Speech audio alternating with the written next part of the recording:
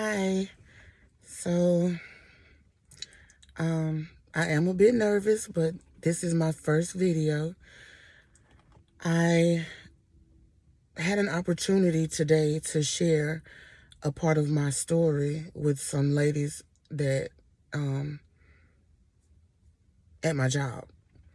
I work at a shelter, and some ladies asked me, basically how I got there.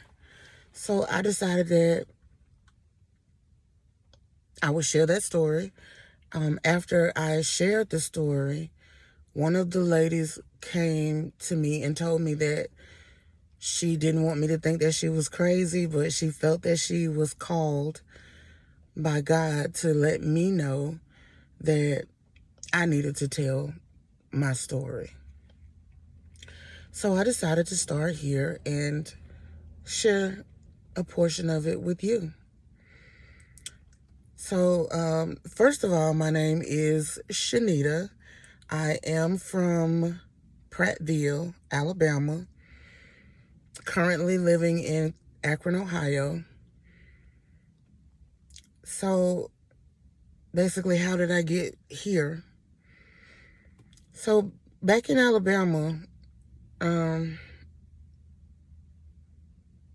just to skip over all the other stuff, but there came a point where I was on the verge of being evicted from my home. My rent was only $430 a month, maybe $435, and I couldn't pay it. I couldn't pay it. I couldn't afford it. So one morning I woke up and I just felt absolutely gutted. Like, this cannot be the only life for me. Like, there is no way that that was all God had for me. I just didn't want to accept it in that moment. So I'm sitting in my bed. I'm surrounded by boxes because I gotta find somewhere to go. And I'm strolling Facebook, and I see an ad for a college. So I click on this ad, and immediately I am pissed. I mean, pissed because, like I said, I'm in Alabama, and this ad is for a school in Virginia. And I just thought, how or why would this come across my feed in Alabama?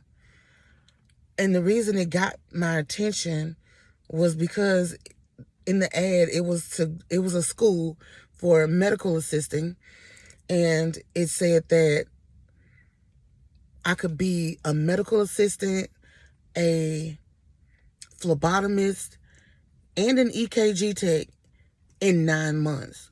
And at that point, I'm feeling like, bitch, you done wasted 40 years.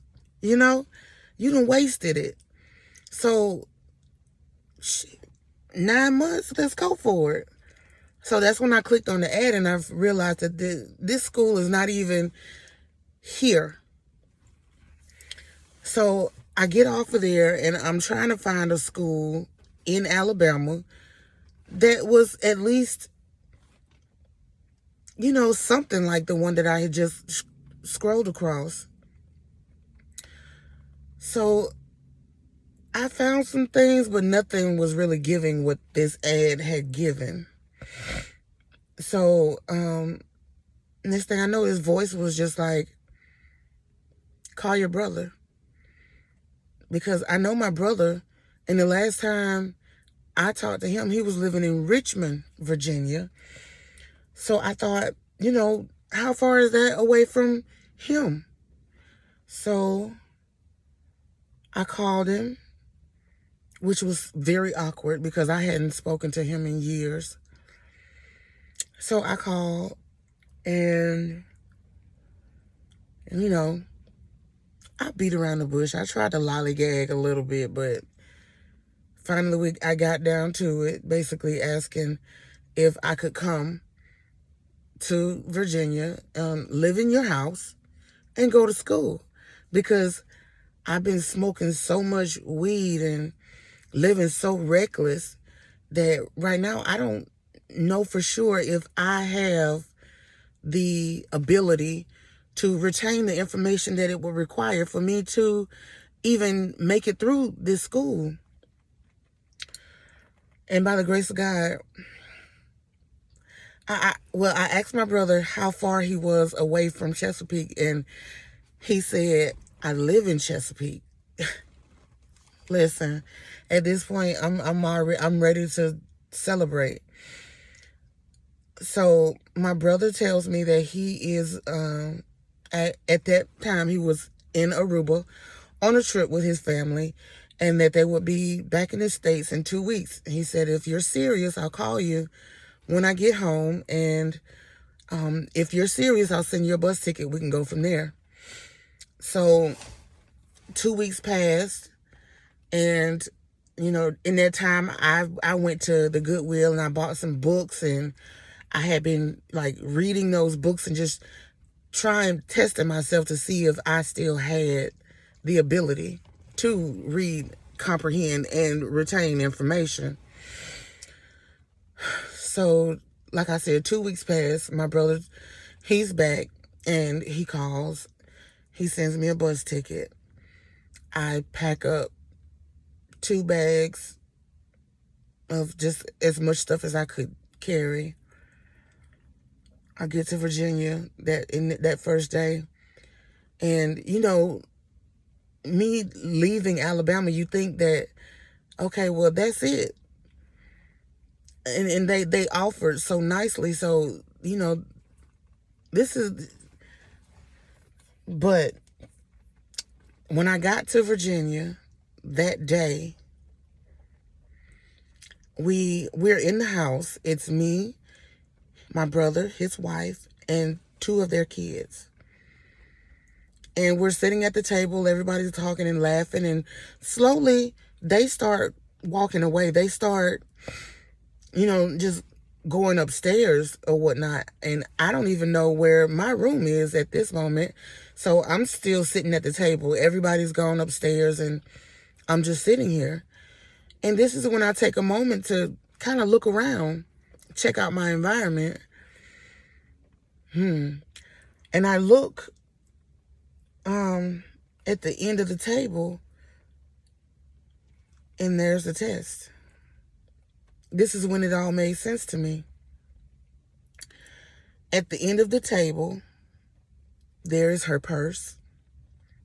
There's fanned out on the table a bunch of $100 bills, some credit cards, her wallet, and everybody's gone. And I'm sitting here at this table. Now, me coming from where I come from, I know a setup when I see one. So everything in me said, go outside.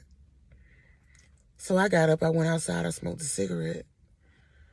And from that point on, I basically knew that this was not going to be easy.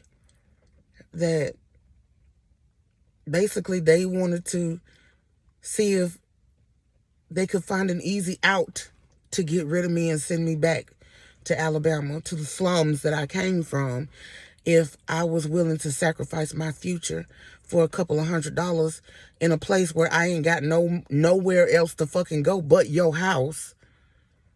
And you're testing me. You're testing what God has for me. So, that was the first test after the exodus from Alabama. But, yeah, so if you're interested in hearing my story and learning more about me, follow, like, subscribe, comment, And I'll see you guys next time. Bye.